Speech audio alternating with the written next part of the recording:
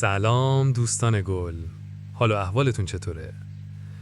واقعا تو این 20 روزی که به خاطر قطعی اینترنت کنارتون نبودیم خیلی دلمون براتون تنگ شده بود. از همینجا از ته دل تسلیت میگیم به همه خانواده هایی که تو این روزا عزیزاشون رو از دست دادن. امیدواریم خدا به همتون صبر بده. به امید روزای بهتر، به امید یه ایران شاد، یه ایران آروم، یه ایران قوی کنار هم. اما حالا برگشتیم تا پرقدرت و با ویدیوهای کاربردی خفن دیگه کنار شما عزیزان باشیم. امروز یه گوشی برامون اومده، شیائومی پوکو X3 که 2 مشکل جدی داره.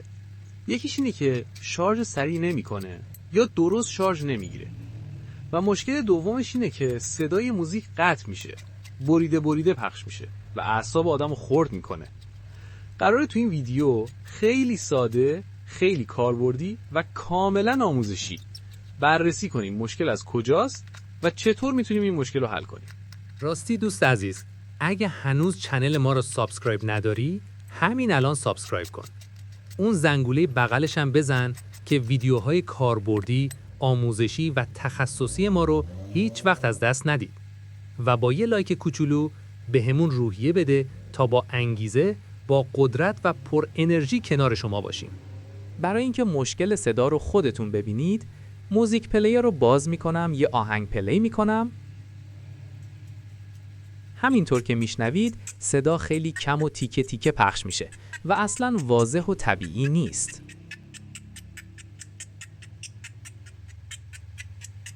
حالا بیایم خیلی منطقی بررسی کنیم مشکل صدا و شارژ این گوشی از کجاست. اولین احتمال اینه که اسپیکر ممکنه آسیب دیده باشه یا اتصال شل باشه که باعث میشه صدا بریده و ناپایدار پخش بشه. دومین احتمال اینه که مسیر صدا و شارژ روی برد با ضربه یا رطوبت آسیب میبینه و باعث میشه شارژ سریع درست کار نکنه و صدا هم واضح نباشه. احتمال سوم اینه که این گوشی یه فلت داره که وظیفه انتقال شارژ و صدا بین مین بورد و برد پایین رو به عهده داره و امکان داره همین فلت آسیب ببینه و باعث هر دو مشکل بشه. این همون فلتیه که خیلی آسیب پذیره و اکثر مواقع وقتی خراب میشه همین مشکلات رو به وجود میاره. حالا چون بررسی این فلت آسونه، من اینجا اول اینو تست میکنم تا ببینم آیا مشکل واقعا از اینه یا نه. ببینید دوستان، اگه مشکل فقط شارژ بود راحت میشد با یه سیمکشی ساده مشکل رو حل کرد. یعنی چی؟ یعنی از سر مثبت کانکتور فلت برد شارژ یه مسیر مستقیم بگیریم و وصلش کنیم به ولتاژ مثبت روی مین برد اصلی. حالا این شیاری که اینجا میبینید و به سمت پایین ادامه پیدا کرده همون مسیر مثبت شارژه. تمام پین‌ها و مقاومت‌هایی که داخل این شیار قرار دارن همه به هم متصل هستن، یعنی همشون یه مسیرن. پس شما میتونی یا از پایه کانکتور که اینجا میبینید یا از پایه راست این مقاومتی که داخل شیار قرار داره یه سیم بگیری، بیاری سمت مین برد اصلی و وصلش کنی به این قسمت کانکتور یا این پینی که اینجا مشخصه. از نظر شارژ مشکل حل میشه. اما چون این گوشی هم مشکل شارژ داره هم مشکل صدا، پس احتمال خیلی زیاد مسئله فقط مسیر شارژ نیست و همون فلت ارتباطی که شارژ و صدا رو با هم منتقل میکنه نقش اصلی رو تو این خرابی داره. امتحان این روش چون ساده است، ابتدا اینو تست میگیریم و اگه جواب نداد میریم سراغ روش‌های دیگه. خب حالا فلت رو خیلی آروم، دقیق و اصولی جا میزنیم. بعدش میریم سراغ تست تا ببینیم واقعا مشکل از فلت بوده یا نه. اگه شارژ درست شد و صدا هم نرمال شد یعنی تشخیص درست بوده و فلت عامل اصلی این مشکلات بوده. گوشی رو میزنیم به شارژ. همینطور که میبینید شارژ سریع فعال شده و گوشی کاملا نرمال داره شارژ میشه. تا اینجا یکی از مشکلات به طور کامل حل شد. حالا میریم سراغ موزیک. یه تست صدا هم میگیریم تا ببینیم این مشکل هم جوابه یا نه.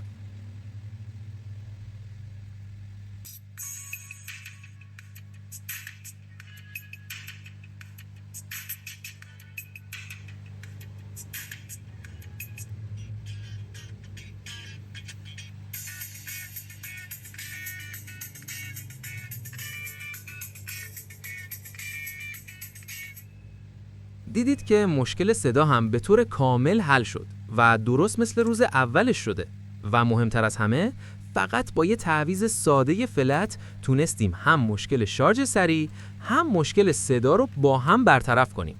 این یعنی چی؟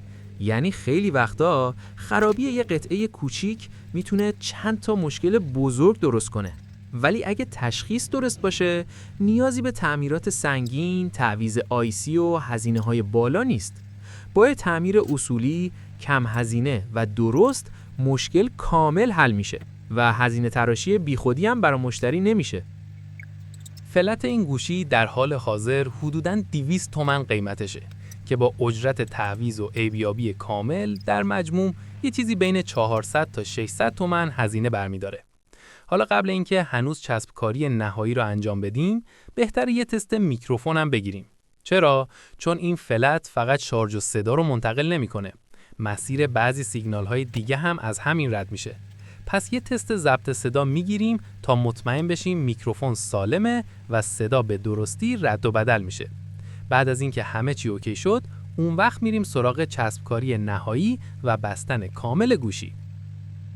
امیدوارم این ویدیو براتون مفید بوده باشه و تونسته باشم یک کمک کوچیک اما کاربردی بهتون کرده باشم. برای اینکه از ترفندها، تجربه‌ها و حاصل بیش از 20 سال کار فنی و واقعی که قرار همش رایگان و صادقانه در اختیارتون بذارم استفاده کنید، کافیه تکنوروز رو سابسکرایب داشته باشید و زنگوله رو هم بزنید تا هیچ آموزشی رو از دست ندید. کنارتونیم، با قدرت ادامه میدیم و با هم رشد میکنیم.